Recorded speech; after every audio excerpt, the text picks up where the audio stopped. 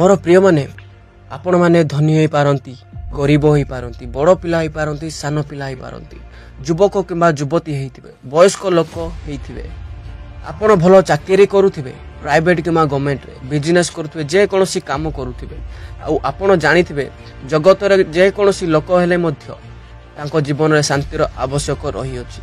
आ आपण माने जानि रखंतु जगतर कोनोसी वस्तु, कोनोसी जिनिस, कोनोसी विषय हमको प्रकृत शांति इनर पीस हमको दिए ना।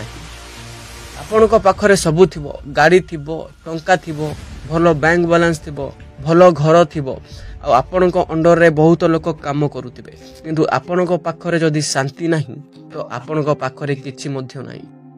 केतेक लोक भाबंती जीवन रे भलो चाकरी करदेले, फेमस हो गले, सेलिब्रिटी हो गले शांति मिली जाए, शांति आसी जाए, आराम रे रहिबु।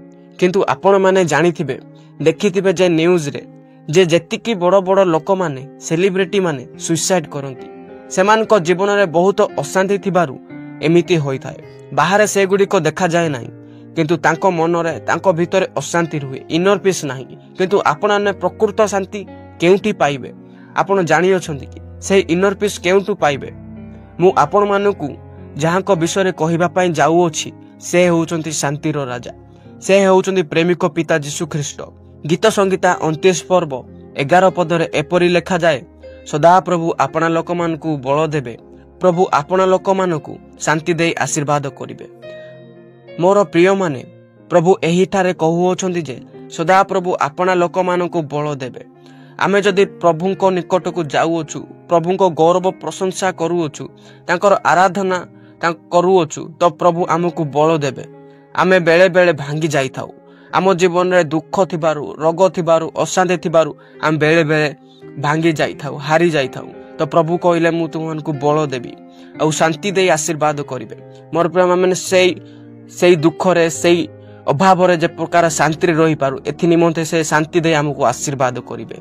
आउ मध्य जहन 14 पर्व 27 पदरे ए प्रकार लेखा जाए, यीशु ख्रीष्ट कहले मु तुम मानकु शांति दान करि जाउछि, मोहर निजर शांति तुम मानकु दान करूछि। जगत जेपरि दान करूछि सेपरि नुहे। मोर प्रिय माने जगत रे आमे शांति कि प्रकार पाई थाउ, जे प्रकार अपव्यय पुत्र तार शांति पाए टंका पैसा मद्यपान रे विभिन्न विषय रे शांति खोजी बुलिला, किंतु से पाइला नहीं। किंतु परमेश्वर से प्रकार शांति दान कले नहीं, बरं आमे जे प्रकार दुख रे, कष्ट रे, विभिन्न परिस्थिति रे मध्य आमे भयग्रस्त न हेउ, आउ सेथिरे मध्य आनंद सहकारे प्रभु को गौरव करि परिबा, एही प्रकार शांति प्रभु आम्भ मानकु देई अछंती। माथ्यू 11 पर्व 28 पदरे एपरि लेखा जाए, हे परिश्रांत भारग्रस्त लोक समस्ते मो निकट को आस, मु तुम मानकु विश्राम देबी। प्रभु आपना लोक मानकु कहउछंती जे आपण जदि भारग्रस्त होइकी अछंती, आपणको परिवार रो भार, टंका पैसा रो भार, विभिन्न प्रकार भार रे आपण मानक जीवन रे शांति नाही, आपण चिंता रे अछंती, तो यीशु ख्रीष्ट कहउछंती जे मो निकट को आस, मु तुम मानकु विश्राम देबी। आम मानक फाइनेंशियल रो, आम मानक परिवार रो, आम मानक पिला मानक विभिन्न प्रकार भार को, आपण मानकर चिंता को प्रभु को दियंतु, प्रभु ताहा दूर करि देबे। से आपण मानक चिंता को दूर करी से आपण को विश्राम देबे, शांति देबे।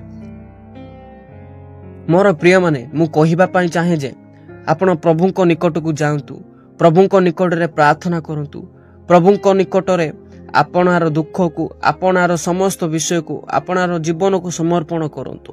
प्रभु आपनको जीवन रो पथरे शांति को भरी देबे। प्रभु समस्त को अनुग्रह करंतु। आमेन।